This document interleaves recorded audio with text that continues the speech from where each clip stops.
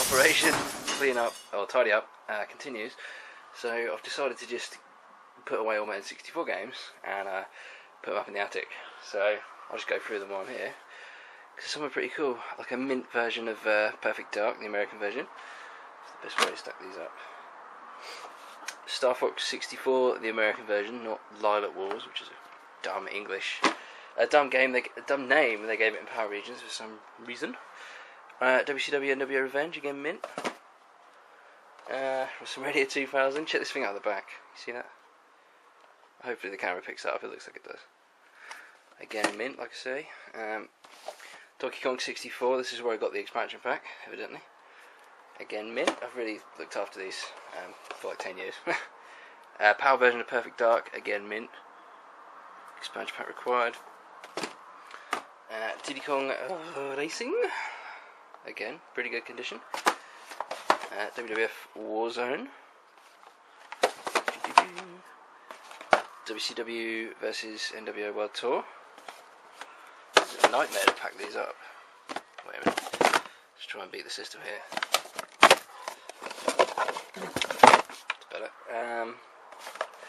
American version of Body Harvest. Power version of Mario 64. These are all complete with manual, by the way. Guess I got lucky when I was a kid and you bought these games, well, half of them from where I was a kid. Like Ross Records and the second-hand shops used to have the manuals for some reason, which is not really what you get now. Turok 3, NTSC, Top Gear Overdrive, NTSC as well. Turok 2, Power version, complete, very cool case. Mischief Makers, NTSC. NBA Hang Time, believe it or not, I'm going to do a feature on this because this is awesome. It's basically the sequel to NBA Jam, but they couldn't use the NBA Jam name anymore because it belonged to Acclaim. So, the recently reviewed Command & Conquer for the N64. Complete with manual, box is completely trashed. Recently reviewed Doom 64. I'm in that space here, it's not going well. Hong Kong version of Super Mario 64, just a little note there, Hong Kong games are always in English, I don't know why. You can see the back of the box, read the blurb there, so that's pretty cool. I got that because it's basically a 60Hz version of Mario 64, and it was cheaper than the US releases. Tetrasphere, as I've said, that is a great game, believe it or not. Is that NTSC? Hexen 64. Didn't go much on that, but I need to give it another go. Here's one I absolutely love. Look at this. Really good condition. Castlevania Legacy of Darkness, complete with manual. This is the second version of Castlevania for the N64, and it's much better than the original. It's just fantastic. Look at the artwork. That's so cool. And it's the PAL version. I mean, when do you see cool PAL artwork? Never. Mission Impossible NTSC. Wave Race, NTSC, is this Hong Kong as well? Can't quite remember. No. I've got a few more from Hong Kong, I don't know which ones though. No Mercy, the best wrestling game for the N64. Diddy Kong Racing, NTSC. If you're wondering why I've got doubles to some of these, it's literally a case of, because I had them with pristine boxes, I didn't really want to sell them after I got the American 60Hz ones.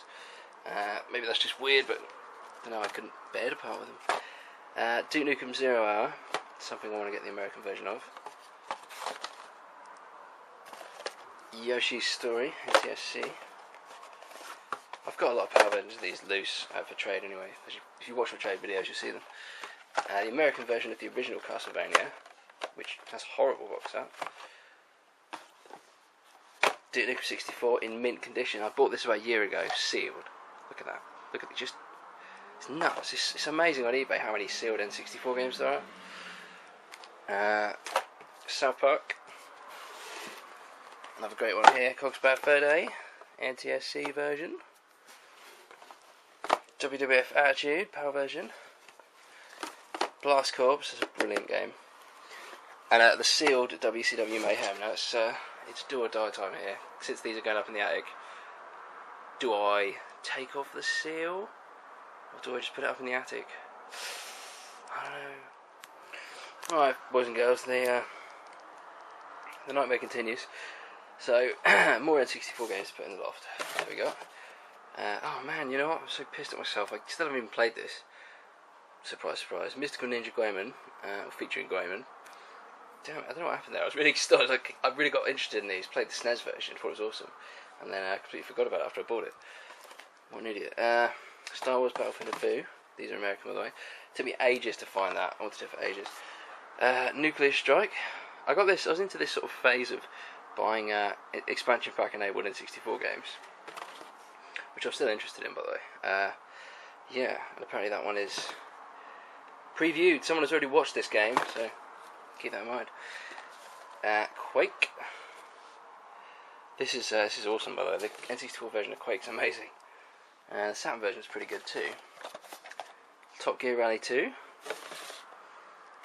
Donkey Kong Country 64, which says expansion pack included, but the guy didn't actually give it to me. For some reason. WCW vs NWO World Tour American version. Look at the condition of that as well.